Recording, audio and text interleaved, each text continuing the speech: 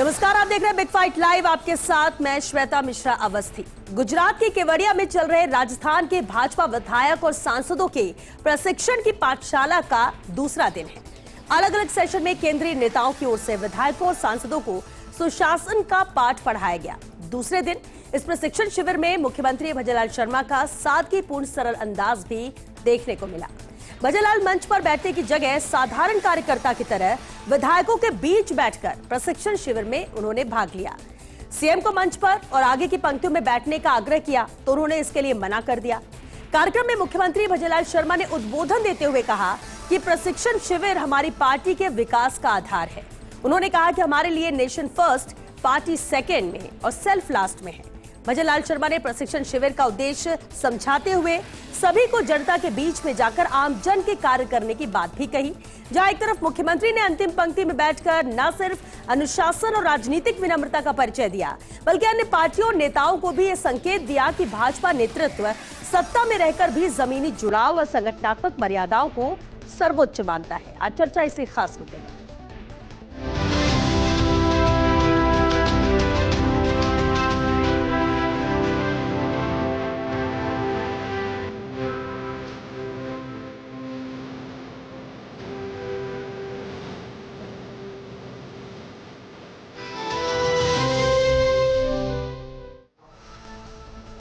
और चलिए इस खास मुद्दे पर चर्चा के लिए खास मेहमान हमारे साथ जुड़ चुके हैं। सबसे पहले उनसे रूबरू करा देते हैं आपको। हमारे साथ चर्चा में शामिल हुए हैं प्रताप राव जी, बीजेपी प्रवक्ता है। बहुत स्वागत है प्रताप राव जी आपका। चर्चा में हमारे साथ शामिल हुए आरसी चौधरी जी, कांग्रेस प्रवक्ता है। आरसी जी आपका भी बहुत स्वागत है। साथ ही यहाँ मौजूद है राजनीतिक विश्लेषक एकलव्य सिंह जी। एकलव्य जी आपका भी बहुत स्वागत है। बेहद खास मुद्दा है और प्रताप राव जी आपसे शुरुआत करते हैं। विकास का आधार है ये ट्रेनिंग कैंप जो इस वक्त गुजरात में चल रहा है और आज इसका दूसरा दिन रहा। मुख्यमंत्री ने भी आज कई मैसेज दिए, लेकिन जो उन्होंने कहा कि नेशन फर्स्ट, पार्टी सेकेंड और सेल्फ लास्ट में, क्या यही मैसेज देने की कोशिश है? और इस प्रशिक्षण शिविर के बाद कितना बदलाव विधायक और सांसदों में नजर आएगा? श्वेता, पहली बात तो यह है कि भारतीय जनता पार्टी एक कैडर बेस्ड पार्टी है जी, जो विचारों के आधार पर चलती है, नीति नियम बना के चलती है, विकास की जो पूरे खाका खींच के चलती है। जैसा हम सब जानते हैं कि 2047 का भारत कैसा हो, विकसित भारत हो, दुनिया का सबसे ताकतवर भारत हो, ये एक लक्ष्य प्रधानमंत्री मोदी जी ने हम सबके सामने रखा है। और आने वाले समय में किस तरह की चुनौतियां हैं, हम देख रहे हैं कि किस तरह से वर्ल्ड ऑर्डर बदल चुका है। ट्रंप के आने के बाद विशेष परिस्थितियां किस तरह की बनी हैं। आज आर्थिक मोर्चे पर और दूसरे सभी मोर्चों पर किस तरह से राजस्थान को आगे ले जाना है, इन सब के लिए पूरी जानकारियों से लबरेज करना विधायकों को बहुत जरूरी है, क्योंकि यही विधायक हैं जो आने वाले समय में और नीति निर्धारण करते हैं राज्य की। किस तरह की नीति बने, किस तरह के विकास के कार्य हों, किन पे फोकस किया जाए। जैसे एआई का जमाना आ रहा है, तो एआई के जमाने में किस तरह से शिक्षा व्यवस्था में स्किलिंग में कैसे परिवर्तन हो और किस तरह के विधेयक लाए जाए, किस तरह से चेंज किया जाए, इन सब चीज़ों की चर्चा होनी चाहिए। और भारतीय जनता पार्टी का मानना है कि पूरी तरह से प्रशिक्षित जो कार्यकर्ता होता है वो सही दिशा में विचारधारा को भी ले जाता है, संगठन और देश को ले जाता है। और इसलिए ये लगातार, ये कोई ऐसा पहली बार नहीं हो रहा कि प्रशिक्षण पहली बार हो रहा, लेकिन जब जब जरूरत महसूस की गई है, जब जब समय मिला है, विधायकों को, कार्यकर्ताओं को, नेताओं को अलग अलग समय पे अलग अलग स्तर पर प्रशिक्षण होता रहता है। और इसीलिए इसे केडर बेस्ड पार्टी कहा जाता है। अब मैं एक दूसरी बात की, कांग्रेस के नेताओं को इन प्रशिक्षण शिविरों पर बहुत आपत्ति है, क्योंकि उनकी परंपरा में प्रशिक्षण नहीं है। उनके विचारों में कहीं कार्यकर्ताओं को प्रशिक्षित किया जाए, नेताओं को प्रशिक्षित किया जाए, ऐसा उनके कभी विचार नहीं आता। एक भीड़ सा तंत्र है। हमारी जो भारतीय जनता पार्टी है वो इंडियन प्रोफेशनल आर्मी की तरह है, जिसके पास सारे के सारे तंत्र और व्यवस्थाएं मौजूद हैं। पाकिस्तानी आर्मी नहीं है केवल मदरसों से निकली हुई। इसलिए हमें अपने कार्यकर्ताओं को लगातार अपडेट रखने की, उनको मजबूत करने की और लगातार जो पिछले काम हुए उनकी समीक्षा की हम लोग जरूरत महसूस करते हैं। इसीलिए भारतीय जनता पार्टी जीरो से निकलकर आज बिल्कुल टॉप पर पहुंच चुकी है। उसका कारण यही है कि प्रशिक्षित कार्यकर्ता, प्रशिक्षण वर्ग और प्रशिक्षण के आधार पर नीति तैयार करके कैडर को आगे ले जाना, यही एक जो नीति है वो लगातार भारतीय जनता पार्टी को आगे ले जा रही है। और इसी के कारण आज दुनिया की सबसे बड़ी पार्टी, 12 करोड़ सदस्यों वाली पार्टी इसी कारण है, क्योंकि हमारा लगातार प्रशिक्षण चलता है। ठीक है। आरसी चौधरी जी, मुख्यमंत्री भजनलाल शर्मा ने भी उद्बोधन दिया। क्या मकसद है, क्या उद्देश्य और कैसे बीजेपी दूसरी पार्टियों से अलग है, तमाम अहम बातों का जिक्र किया। लेकिन साथ उन्होंने एक बात की कि कांग्रेस राजनीतिक चश्मे से हर चीज देखती है और इसलिए उसको हर चीज में नकारात्मक चीजें नजर आती है और इसलिए सवाल प्रशिक्षण शिविर पर भी उठाया जा रहा है। ये प्रशिक्षण शिविर कांग्रेस की नजर में क्या है? श्वेता, मैं कहना चाहूंगा कि मैं भारतीय जनता पार्टी की प्रवक्ता को सुन रहा था और पूरा वक्त आपने उनको बेबाक और बिना टोके दिया। निश्चित रूप से भारतीय जनता पार्टी अपना प्रशिक्षण करे, अपने कार्यकर्ताओं को प्रशिक्षण करे, कहीं पे भी करे, उससे किसी को भी कोई ऐतराज नहीं हो सकता। लेकिन राजस्थान की 8 करोड़ जनता ने जिस सरकार को चुना, वो सरकार राजस्थान से 3 दिन से नदारद है।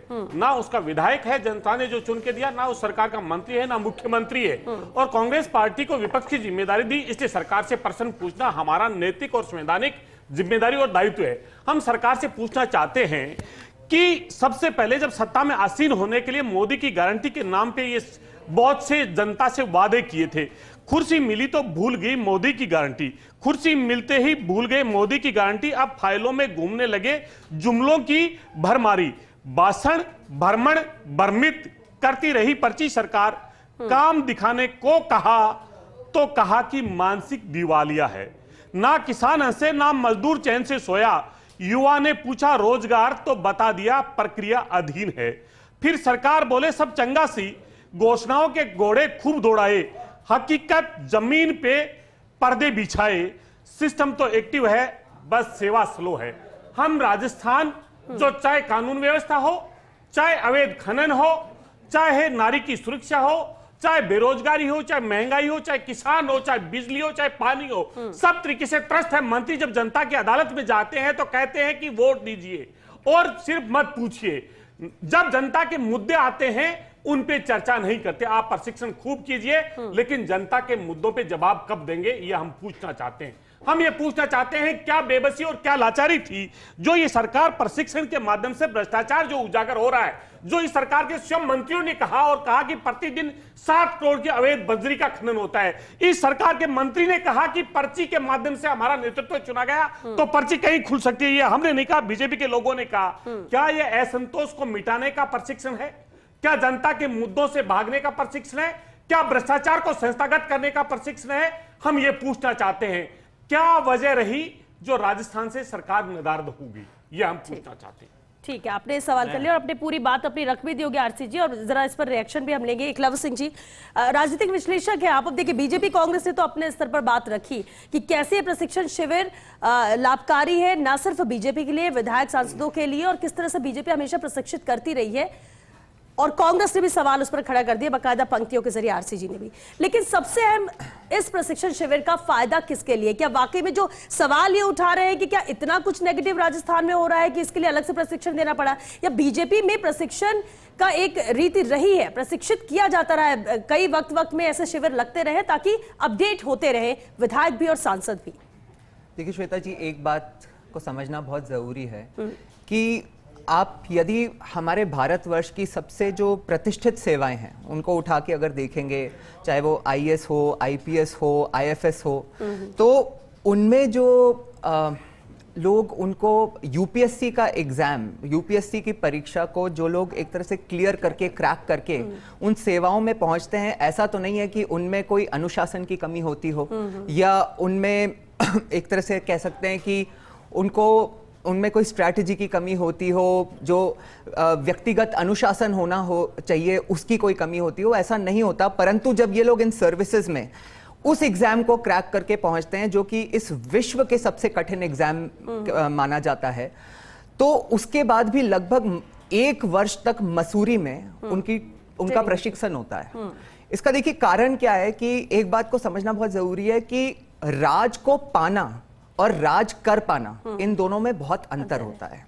मैं आपको इसको एक सिंपल सा उदाहरण दूं कि आज हमारे देश में जो भारत पाकिस्तान को लेके जो स्थितियां चल रही हैं, आप देखेंगे कि दोनों ही साइड के जो विधायकगण और मतलब सांसदगण हैं, उनकी आपको एक बात बताऊं, अभी मैं एक टीवी डिबेट देख रहा था, उसमें एक तरफ के जो महोदय हैं वो कह रहे थे कि भारत अंदर घुस के मारेगा, और दूसरी तरफ के जो महोदय थे वो कह रहे थे कि कब मारेगा भाई। तो ये समय इन चीजों के लिए नहीं है। इस समय तो जो हमारे जनता के चुने हुए प्रतिनिधि हैं उनको तो जनता के बीच में जाके एक ऐसा वातावरण बनाना चाहिए कि ऐसे समय पे लोग हमारी सरकार पे और सबसे उससे भी ज्यादा हमारी सेना पे वो विश्वास रखें कि भारतवर्ष जो भी करेगा वो सही करेगा। आप देखिए कि आपको पता ही होगा कि कल पूरे भारतवर्ष में एक मॉक ड्रिल होने वाली है। आपको लगता है कि हमारे जो माननीय हैं उनको पता भी है कि मॉक ड्रिल होती क्या है? तो सबसे पहले तो उनको ट्रेन करना पड़ेगा कि वो जनता को बताएं कि मॉक ड्रिल क्या होती है। तो मैं समझता हूं कि समय समय पर ऐसे प्रशिक्षण की बहुत ज्यादा आवश्यकता है। ये एक अच्छी पहल है और मैं कहूंगा कि ये कोई नई पहल नहीं है। मैं समझता लेकिन कांग्रेस सवाल ये उठा रही कि राजस्थान से बाहर जाने की जरूरत क्यों महसूस हुई? इसको लेकर सवाल कि 3 दिन से मंत्री नहीं है, मुख्यमंत्री नहीं रहेंगे, यहाँ विधायक नहीं है, सांसद नहीं है, किसी की मौजूदगी नहीं, तो ये राजस्थान से बाहर जाने की, इसको लेकर बार बार सवाल उठ रहे हैं। नहीं, देखिए ऐसा है कि ये भी मैं समझता हूं कि ये भाजपा का जो डिसीजन रहा होगा इसके पीछे कई कारण रहे होंगे और ऐसा नहीं होता कि यदि 2 या 3 दिन के लिए अगर प्रशासन के कुछ लोग अगर किसी लोकेशन पे जाके एक कोई चिंतन शिविर करते हैं तो उससे कोई सरकार बैठ जाती है, क्योंकि यदि अगर ऐसा होगा तो फिर तो इस चिंतन शिविर के लिए कभी वक्त ही नहीं होगा। तो एफिशिएंसी यही होती है कि क्या आप ये अचीव कर सकते हो कि आप कहीं दूसरी लोकेशन पे होके भी 2-3 दिन इस ट्रेनिंग या प्रशिक्षण के लिए, इस चिंतन के लिए समय निकाल कर ये इंश्योर करो कि स्टेट में जो सामान्य प्रशासन है वो सामान्य तरीके से चलता रहे। जी बिल्कुल। प्रताप राव जी, क्योंकि आरसीजी ने बहुत सवाल खड़े किए, प्रताप राव जी पहले उसका जवाब भी जरूर चाहूंगा, इसके बाद मैं उसी पे इन्होंने कहा कि ये बाहर चले गए सरकार को छोड़कर। ऐसे पहली बात तो ये तो लगातार सत्ता में आते रहे हैं, लगातार रहे भी हैं। इन्हें मालूम होना चाहिए कि कुल मिलाकर जो प्रशासन, जो सरकार जो चलाता है वो अधिकारी और कर्मचारी चलाते हैं, वो सरकार के निर्देश पे चलाते हैं। और निर्देश के लिए जरूरी नहीं है कि आईएएस के सिर पे बैठकर ही किया जाए। और डिजिटल युग है। मैं इनका तो जवाब ये है, क्योंकि ये एक ऐसा प्रश्न इन्होंने खड़ा किया जिसका कोई मतलब ही नहीं है। दूसरी बात ये है कि बाहर क्यों गए? देखिए क्या है, प्रशिक्षण मैं आपको इसलिए बताता हूँ कि संगठन में जब ये देखा जाता है कि प्रशिक्षण किस तरह का करना है, प्रशिक्षण कितना गंभीर है और किस तरह से करना है। देखिए अगर वो जयपुर में ही प्रशिक्षण होता तो निश्चित तौर पे, क्योंकि सारे के सारे जनप्रतिनिधि हैं, जन नेता हैं, जनता वहाँ इकट्ठी होती और अपने अपने काम से आती तो बीच बीच में डिस्टर्बेंस होता। तो सोचा ये गया कि इन सबको पूरा का पूरा समय मिलना चाहिए, एक टीम के रूप में उनका आपस में भी इंटरेक्शन हो, जिसके कारण कुछ ना कुछ एक प्रशिक्षण का लाभ मिले। तो इसलिए इस तरह से ऐसा नहीं है कि देखिए भारतीय जनता पार्टी इस तरह के प्रशिक्षण करती रही है। कांग्रेस में भी कुछ हुए, कम हुए, इसलिए कांग्रेस में कमजोरी है। ज़्यादा होते तो बहुत अच्छा होता, लेकिन कांग्रेस ने भी इस तरह के पचमढ़ी में जाके, कभी गोवा में जाके, इस तरह के कभी केरल में जाके एक लोनली प्लेस पे प्रशिक्षण किए हैं। लेकिन भारतीय जनता पार्टी में इस तरह के जो प्रशिक्षण होते हैं वो निश्चित तौर पे हमेशा इस तरह से शहर से दूर एकांत स्थल पे होते हैं, जिससे आदमी क्या चाहता है कि शहर में होता है तो मेरा छोटा सा काम है, मैं करके आ जाता हूं, तो प्रशिक्षण में उसमें डिस्टर्बेंस होता है। तो देखिए ये व्यवस्थागत है, वहां जाना, केवड़िया जाना व्यवस्थागत है। दूसरी बात यह है कि केवड़िया क्यों नहीं जाएं? प्रेरणा के स्थल का मंदिर है वहां, जहां से देश के जो प्रशासन की, देश को एकीकरण की, देश की एकता की प्रेरणा मिलती है। ऐसे सरदार पटेल की मूर्ति के नीचे बैठकर अगर प्रशिक्षण होता है तो मन में भाव भी आते हैं। तो इसलिए साथ में भाव की भी बात थी। तो इसलिए इस चीज में कांग्रेस को आपत्ति नहीं होनी चाहिए। कांग्रेस को तो ये कहना चाहिए कि हाँ भाई प्रशिक्षण आप ले रहे हो, लेकिन हम चाहते हैं कि इसका अच्छा असर पड़े। दूसरी बात, भारतीय जनता पार्टी इस तरह से लगातार प्रशिक्षित करके, क्योंकि विकसित भारत का जो लक्ष्य लेके चल रही है उसमें केवल राजस्थान ही नहीं, हर राज्य के कार्यकर्ताओं को, हर राज्य की सरकार को, हर राज्य के नेता को, जहाँ जहाँ उसकी सरकारें हैं, सभी जगह इस तरह के प्रशिक्षण शिविर होते हैं। और यहाँ तक कि बूथ स्तर पर भी इस तरह के प्रशिक्षण शिविर होते हैं। इसलिए कांग्रेस को मैं कहना चाहता हूँ कि इस तरह के प्रशिक्षण शिविरों से वो घबराए नहीं, परेशान नहीं हो। श्वेता, सबसे पहले तो बातें, श्वेता जी मैंने सबसे पहले कहा था और वो अभी तक क्लियर नहीं हो पाया, ये भारतीय जनता पार्टी का प्रशिक्षण शिविर है या राजस्थान की सरकार का प्रशिक्षण शिविर है। भारतीय जनता पार्टी के प्रवक्ता बार बार जो बोल रहे हैं, हम करें ये जो सरकार से जो बात कर रहे हैं, हम ये पूछना चाह रहे हैं भारतीय जनता पार्टी के शीर्ष नेतृत्व द्वारा 13 दिसंबर को पर्ची के माध्यम से राजस्थान की जनता के जनादेश का अपमान करते हुए विधायक दल की राय नहीं हुई थी, तो अशोक गहलोत को बनाना चाहिए था क्या? 25 से मुख्यमंत्री बनाया, तो अशोक गहलोत को बनाते क्या? अब ये बता रहे हैं कि राजस्थान की दरा से हटा के गुजरात के अंदर प्रशिक्षण हो रहा है, तो केंद्रीय नेतृत्व है आपके यहाँ खर्ची से बनाते हैं करके चला रहा है। राजस्थान की आपके यहाँ तय होता है कौन खर्च कितना ज्यादा करेगा। भारतीय जनता पार्टी के हमारे यहाँ खर्ची की व्यवस्था नहीं है, बौखलाहट बता रही है। आपके यहाँ खर्ची की सरकार बनती थी, तब्दील हो चुकी 10 करोड़ रुपए के अवैध माइनिंग का लगातार जो चीज है वो सामने आ रही है। उससे प्रशिक्षण से आपको क्या चिढ़ रही है? तो यही तो प्रशिक्षण से क्यों डर लग रहा है आपको? प्रशिक्षण से क्या लेना देना? आपको प्रशिक्षण से क्यों डर लग रहा है? अरे बोलने दीजिए भाई साहब, अरे क्यों डर लग रहा है? बोलने दीजिए, आपको किसी ने व्यवधान नहीं डाला। अगर आपके पास जवाब है तो जवाब देने का साथ दे रहे हैं ना। व्यवधान डाल के डिबेट को डिरेल मत कीजिए। आप आलतू फालतू की बातें दे सकते तो डिरेल करने का फालतू की चीजें उठाते हैं। तो तुम्हें प्रशिक्षण दिया जाता है, क्यों नहीं उठाया जाए? राजस्थान की नीतियों का निर्धारण क्या राजस्थान की दरा से अलग होगा? क्या राजस्थान की सरकार का कंट्रोल गुजरात में होगा? क्या अरे सोनिया गांधी के कंट्रोल से चलने वाली सरकार, खर्ची पर चलने वाली सरकार, सुशासन को महेश जोशी है ना जेल में, आज तुम्हारे आला कमान को पैसे पहुंचा के आज वो जेल में है ना, क्या हो रहा है उसका हाल? मुखर के आ रहा है, खर्ची की सरकार बंद करने का काम आ रहा है, रिमोट से चलने वाली सरकार चलाते रहे कांग्रेस, बातें करती है और दिल्ली से रिमोट की सरकार चलाने वाले बातें उठा रहे हैं। बीजेपी के प्रवक्ता की बौखलाहट के बता, अरे रिमोट की सरकार चलाने वाले सोनिया के रिपोर्ट से चलती थी। आरसीजी एक सेकंड प्रताप जी, एक सेकंड लगभग, ठीक है सुनिए बात, सुनिए सुनिए आप भी बात सुनिए। लगभग 1.5 साल का वक्त हो रहा, अभी भी क्या पर्ची की सरकार ही इतना और कांग्रेस का फोकस, एक सेकंड, कांग्रेस को ऑब्जेक्शन सिर्फ इस बात से है कि राजस्थान से बाहर ये क्यों गए या फिर कोई और वजह भी है? क्योंकि बार बार आपका फोकस इस बात पे है कि क्यों। हमने कहा कि 1.5 साल राजस्थान को कुशासन में धकेलने वाले को 1.5 साल बाद में कैसे आपने 5 साल तो क्या कर दिया था? से जो बर्बाद कर दिया था, जो राजस्थान की जनता ने देखा, मार दी जनता ने, थे वो कहां गए? जनता ने क्यों लात मारी आपके? कंट्रोल से केंद्रीय नेतृत्व बैठे, अरे रिमोट कंट्रोल तो आपका था सोनिया का, किस प्रकार से इटालियन कंट्रोल, जहां पे चलिए आरसीजी एक सेकंड, आरसीजी एक मिनट, जहां पे बेटियों को चलिए आपने ये सवाल पहले भी उठाया, इटली की सरकार थी, आरसीजी जवाब नहीं दे सकते, पैसों के थैले जाते थे, आरसीजी एक सेकंड, जनता को गुमराह करने मैं जोशी इसलिए जेल में भाषण देने का काम बेचारा इकट्ठा कर करके जेल में पहुंचाता रहा। आरसीजी ठीक है, आपने बहुत सारे सवाल उठाए आरसीजी, उसी पर ही तो चर्चा कर रहे, बात और रिएक्शन भी लेते हैं। एकलव्य जी, सबसे ज्यादा फोकस इस बात पर कि क्यों गए वहां पर केवड़िया में, गुजरात में रिमोट कंट्रोल केंद्र से पर्ची, क्या अभी भी आज 1.5 साल के बाद जब सरकार लगातार काम कर रही है, इन बातों को लेकर बात करने का वक्त है? क्या इससे कोई फर्क पड़ रहा है?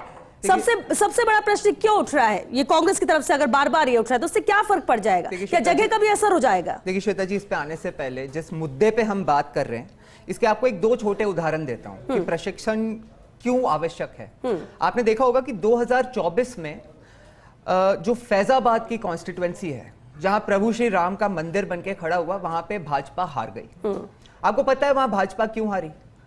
क्योंकि प्रभु श्री राम का जहां पे मंदिर, जो कि मतलब इस जनता के लिए एक 500 वर्ष का संघर्ष था, जो कि बनके खड़ा हुआ, तो उसमें तो कोई कमी थी नहीं, वो तो एक सेलिब्रेट करने वाला मोमेंट था। लेकिन इस बात में कोई दो राय नहीं है कि वहां पे जो भाजपा के माननीय सांसद महोदय थे, उन्होंने लोगों की प्रॉब्लम्स को उस तरह से एड्रेस नहीं करा जैसे उन्हें करना चाहिए था। तो इतने सीनियर सांसदों को भी प्रशिक्षण की जरूरत है।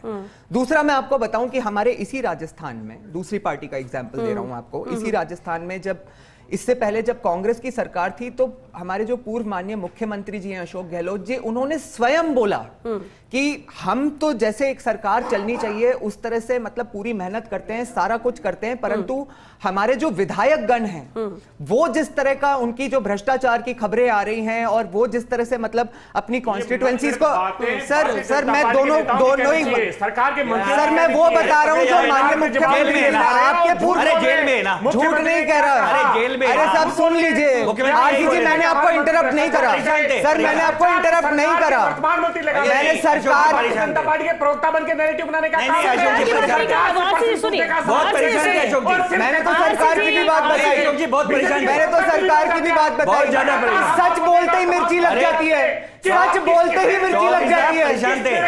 अरे अशोक जी से तो साथ दीजिए। जानता है अशोक जी का तो साथ दीजिए। आरसी जी अब आप दूसरों को बोलने दीजिए। आरसी जी बनाया जाएगा तो आप बोलिए ना, आप उसमें बोलिएगा, अशोक जी का साथ दीजिए। आप उसमें बोलिएगा, आप उसमें बोलिएगा। रोका सबको, बार बार आप ही बोल रहे हैं। आरसी जी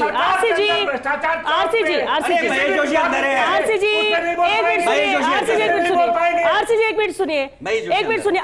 अगर ऐसा तो फिर अगर आपकी बात पर समर्थन होगा तो क्या कांग्रेस प्रवक्ता बन जाएगा? खड़ा कर दीजिए और विपक्ष से प्रश्न पूछाते रहिए। बस ये जानते हैं, बस इनके पक्ष में बोलिए। जानता है कि ये भारतीय जनता पार्टी के कवच ये के तौर पे आते हैं। विश्लेषक परेशान है। है। एक मिनट। बोलते हैं 1% सरकार एक लफ्ज जी ये परेशान है। एक लफ्ज जी, एक कमेंट फाइल करके बात खत्म हो रहा है। आरसी जी चर्चा की बात खत्म हो रहा है। आरसी जी पानी पिलाओ थोड़ा। बात खत्म हो रहा है।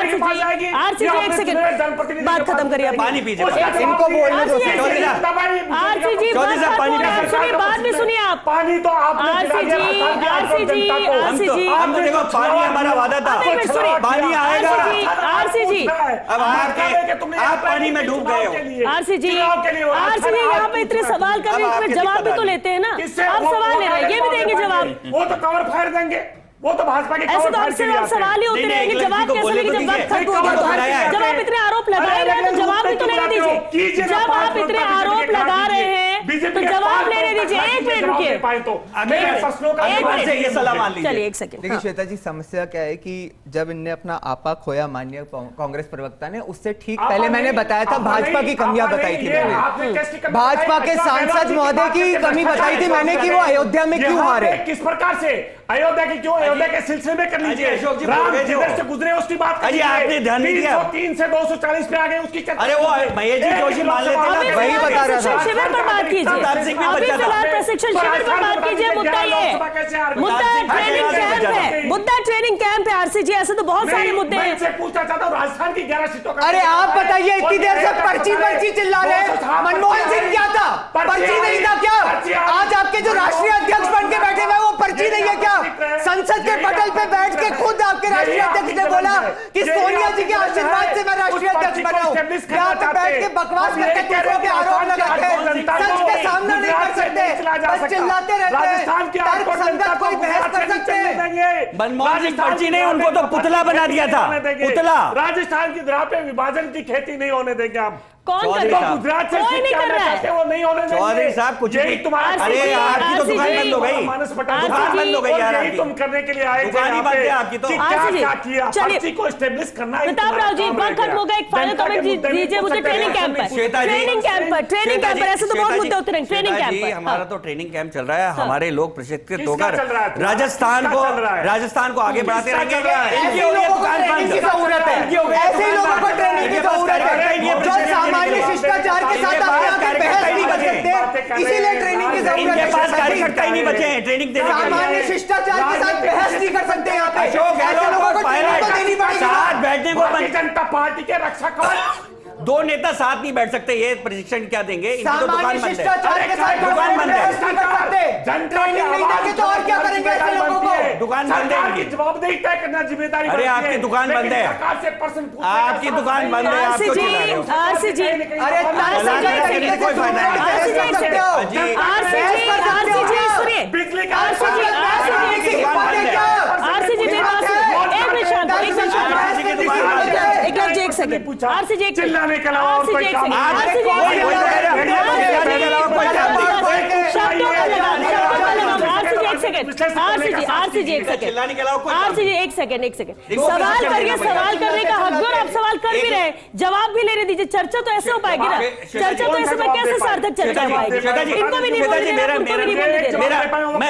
मैं दे रहा हूँ। दे रहे हैं ना प्रताप श्वेता जी, जी, हाँ। श्वेता जी, मेरा ये कहना है कि आप भी एक प्रशिक्षण शिविर रखिए जिसमें जो प्रवक्ता आते हैं उन सबको प्रशिक्षण दिया जाए कि चिल्लाए नहीं, बीच में है ना? व्यवधान हाँ, तो करने का काम आपने इसलिए किया। प्रशिक्षण तो बीच बहुत में जरूरी फेल करने है। का इसलिए काम आपने प्रशिक्षण किया। की क्या आवश्यकता जब है? सरकार से हमने प्रश्न पूछने का दुकान काम जिसकी किया, बंद हो गई है ना, तो कौन भागने वो लगा? चिल्लाता है। कौन भागने लगा? अरे बोलो। जो जनता के साथ अरे में तथ्य जुड़ने दो लगे, वो यार। भागने लगे और आप अरे भागने चौधरी लगे। साहब, हमने तो चाहा था अब कि अशोक आप गहलोत कोई कह रहा है वो वक्त बात कर रहे हैं तो क्या खत्म हो दिक्कत है? गया। वक्त खत्म हो आपको गया। अशोक शुक्रिया, गहलोत की बात शुक्रिया नहीं सुननी है। आरसी जी, आरसी जी, प्रताप राव जी, विक्रम जी, बहुत शुक्रिया आप सभी का। चर्चा में शामिल होने देखिए, आराम से चर्चा हो सकती है, आप सवाल भी उठा सकते हैं, जरूरी नहीं कि हर कोई बेहतर काम कर रहा हो, किसी को कोई काम पसंद आता कोई नहीं, आप बिल्कुल सवाल उठा सकते हैं, आप उस पर जवाब भी लीजिए, लेकिन चर्चा आराम से हो तो जवाब मिलते हैं। लेकिन आरसी जी आप लगातार सवाल ही करते रह गए, इतना जरूरी है क्योंकि हम बात कर रहे हैं ट्रेनिंग कैंप की, जो बीजेपी कह रही है कि हमारा उद्देश्य था। मुख्यमंत्री भजनलाल शर्मा ने उद्बोधन में भी कहा कि हमारे लिए नेशन फर्स्ट है, पार्टी सेकंड है और सेल्फ लास्ट है। तो हम नेशन फर्स्ट के लिए, पार्टी को मजबूत करने के लिए विधायकों के, सांसदों को हम प्रशिक्षण देते रहते हैं और ये जरूरी भी है और होना भी चाहिए। हर चीज को आजकल तो सिस्टम और मशीन को भी अपडेट करना पड़ता है, वक्त वक्त पर इंसान को खुद भी अपडेट होना पड़ता है, तो फिर प्रशिक्षण उसके लिए लाभकारी होता है और इसलिए ट्रेनिंग कैंप रखे जाते हैं। बीजेपी का उद्देश्य, हालांकि कांग्रेस भले उसमें सवाल उठाए, भले ही कांग्रेस ये कहे कि राजस्थान में नहीं, गुजरात में तो पूरे देश भर में कई बार हमने देखा कि अलग अलग जगह प्रशिक्षण होते हैं, लेकिन यहां पर परिणाम क्या होता है? इन 3 दिन में प्रशिक्षण के बाद कितना असर सांसद विधायकों में नजर आता है, कार्यप्रणाली पर नजर आता है, कितनी मजबूत बीजेपी नजर आती है, ये बेहद अहम हो जाता है और वही रिजल्ट होगा इन 3 दिन के प्रशिक्षण का, जिस पर नजर बनी रहेगी क्योंकि कल आखिरी दिन है प्रशिक्षण का, कल समापन रहेगा, उसके बाद भी बेहद अहम तस्वीरें देखने को मिलेंगी। चलिए, इसी के साथ बिग फाइट लाइव में आज के लिए बस इतना ही। नमस्कार।